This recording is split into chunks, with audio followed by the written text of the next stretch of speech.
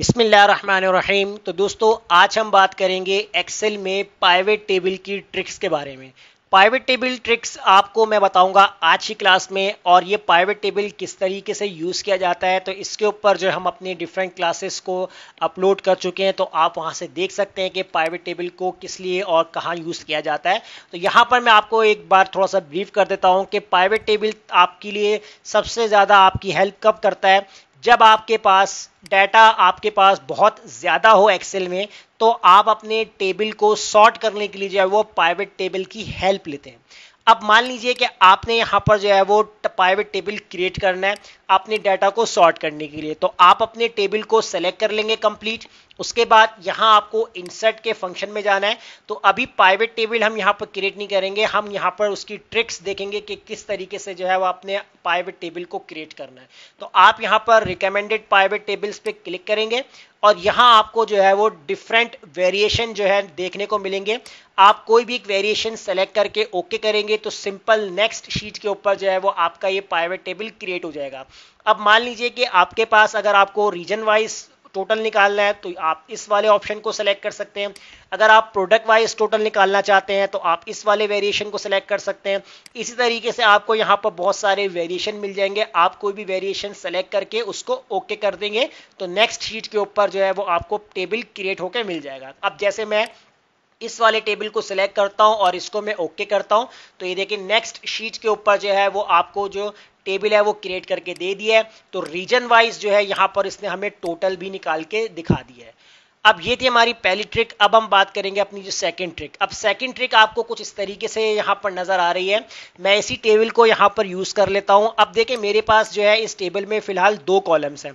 अगर आपके पास 2 हो, 5 हो या 10 कॉलम हो तो आपके पास जो है वो टेबल कुछ इस तरीके से नजर आएगा कि फर्स्ट कॉलम में आपको यहाँ पर फिल्टर लगा हुआ नजर आ रहा है, लेकिन इसके अलावा सेकंड कॉलम में आपको फिल्टर लगा हुआ नजर नहीं आ रहा। अब ये फिल्टर आपको अप्लाई कैसे करना है, तो अगर आप यहाँ पर डाटा में जाते हैं तो देखिए ये डाटा वाला जो फिल्टर है इसको यहाँ पर अभी एक्टिव नहीं हुआ हुआ, ये डीएक्टिव आपको नजर आ रहा है। अब इसके बाद आपको यहाँ करना क्या है कि इसको किस तरीके से एक्टिव करना है, आपने नेक्स्ट कॉलम में आकर यहाँ पर कहीं पे भी क्लिक कर देना है। उसके बाद आप देखें फिल्टर वाला ऑप्शन आपका एक्टिव हो गया। तो अब यहाँ पर आप इसको फिल्टर पे क्लिक करेंगे तो ये देखें आपका जो है वो फिल्टर सेकंड कॉलम के ऊपर भी अप्लाई हो गया।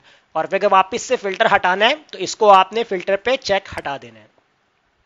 अब ये हमारी हो जाएगी सेकंड ट्रिक, ठीक है। इसके बाद हम बात करेंगे अपनी थर्ड ट्रिक के बारे में। अब थर्ड ट्रिक के बारे में आपको किस तरीके से और यहाँ पर क्या काम करना है, तो इसके लिए जो है मैं अपनी नेक्स्ट शीट ओपन करता हूँ। अब यहाँ मुझे जो है वो आपको जो टेबल नजर आ रहा है, एक प्राइवेट टेबल जो हमने पहले से क्रिएट करके रखा हुआ है। अब इस टेबल के अंदर आपको किसी भी कैटेगरी के अकॉर्डिंग, यानी कि आप चाहते हैं कि कैटेगरी के अकॉर्डिंग या रीजन के अकॉर्डिंग या कोई और कॉलम हो, तो आप यहाँ पर स्लाइसर बनाना चाहते हैं। स्लाइसर एक बटन के थ्रू काम करता है जिससे आप अपने डाटा को इजीली सॉर्ट कर सकते हैं। तो आपको करना क्या है, सिंपली प्राइवेट टेबल के ऊपर आपने क्लिक करना है और आप यहाँ पर एनालाइज वाले ऑप्शन पे जाएंगे और यहाँ जो आपको नजर आ रहा है इंसर्ट स्लाइसर, इसके ऊपर आपने क्लिक कर देना है। तो आपको इंसर्ट स्लाइसर में यहाँ आपको डिफरेंट कैटेगरी नजर आएगी। आपको रेवेन्यू, प्रोडक्ट, कैटेगरी या रीजन के अकॉर्डिंग जिसको भी आपको यहाँ पर सिलेक्ट करना है। वैसे यहाँ पर रीजन सेलेक्ट कर लेता हूँ और इसके बाद मैं ओके कर दूंगा तो देखिए मेरा जो है वो स्लाइसर ऐड हो चुका है। अब इस स्लाइसर के थ्रू मैं अपने पूरे डाटा को सॉर्ट कर सकता हूं। अगर आपको सिर्फ ईस्ट का डाटा देखना है तो जैसे क्लिक करेंगे ईस्ट का डाटा नजर आ रहा है, नॉर्थ का देखना है नॉर्थ का नजर आ रहा है, साउथ या वेस्ट। तो जो डाटा आप यहां पर सेलेक्ट करेंगे कैटेगरी वाइज आपके पास उसी तरीके से स्लाइसर बनकर आ जाएगा। अब वापस से इसको पूरा डाटा अगर आपको शो करवाना है तो यहां से आप इसको क्लियर फिल्टर पे क्लिक कर दीजिएगा तो पूरा डाटा आपको यहाँ पर शो होके नजर आएगा। अब ये स्लाइसर भी अगर आपको रिमूव करना है तो आप यहाँ पर डिलीट पे क्लिक कर दें तो स्लाइसर भी आपका रिमूव हो जाएगा। अब बात करेंगे हम अपनी जो है वो फिफ्थ ट्रिक के बारे में। तो ट्रिक जो होगी आपकी फिफ्थ वो क्या होगी, इसी टेबल को हम यूटिलाइज करते हैं कि एक कॉलम जो आपको सबसे लास्ट में नजर आ रहा है जिसमें आपको टोटल जो नजर आ रहा है, लेकिन अगर आप चाहते हैं कि इनका टोटल मुझे एक परसेंटेज वाइज नजर आए तो आपको करना क्या है, बहुत ही सिंपल है। जब आप प्राइवेट टेबल पे क्लिक करेंगे तो राइट साइड पे आपको प्राइवेट टेबल की फील्ड्स नजर आएंगी। आपने रेवेन्यू वाले ऑप्शंस को दोबारा से वैल्यू वाले सेक्शन के अंदर ड्रैग कर देना है। उसके बाद अगर आप देखेंगे कि 2 कॉलम्स आपको यहाँ पर नजर आ रहे हैं, अब जो लास्ट कॉलम होगा इसके ऊपर आपने राइट क्लिक करना है, शो वैल्यूज पे जाना है और यहां पर जो है परसेंटेज ऑफ कॉलम टोटल पे आपने क्लिक कर देना है। तो जैसे आप क्लिक करेंगे तो यहां आप देख सकते हैं कि ये टोटल है, कंप्यूटर रीजन ईस्ट बता रहा है, उसका टोटल बता रहा है और उसकी परसेंटेज भी आपको निकाल के दिखा रहा है कि इसकी कितनी परसेंटेज हो चुकी है। तो इसी तरीके से अगर आप यहां पर हेडिंग चेंज करना चाहते हैं तो आप यहां पर डबल क्लिक कर दीजिएगा। तो यहां से जो है वो आप जो है अपनी हेडिंग का नेम चेंज कर सकते हैं। जैसे मैंने यहां पर टाइप कर दिया परसेंटेज, तो उसके बाद आप यहां पर एंटर कर दीजिएगा।